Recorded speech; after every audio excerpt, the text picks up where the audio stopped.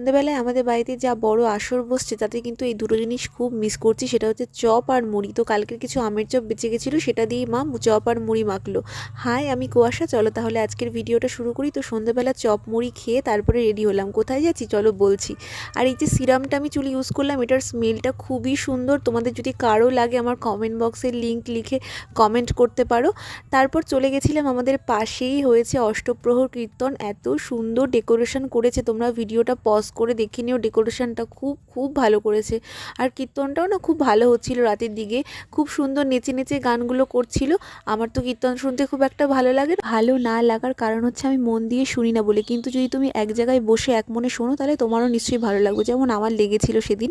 তো এদিকেই বৌদিটা সবাইকে প্রসাদ দিচ্ছিল। তো প্রসাদ খেয়ে আমরা খাবার ব্যাচের ওদিকে গেছিলাম। এত ভিড় ছিল, ভেবেছিলাম না খেয়ে চলে আসতে হবে। তারপরে ফাইনালি ব্যাচ ফাঁকা হলো। তো প্রথমেই ভাত, ডাল, সোয়াবিন, পনির, চিপস আর একটা রসগোল্লা, এই ছিল মেনু কীর্তনের। তো এখন বাড়ি যাব। টাটা, আজকের ভিডিওটা এইটুকুই।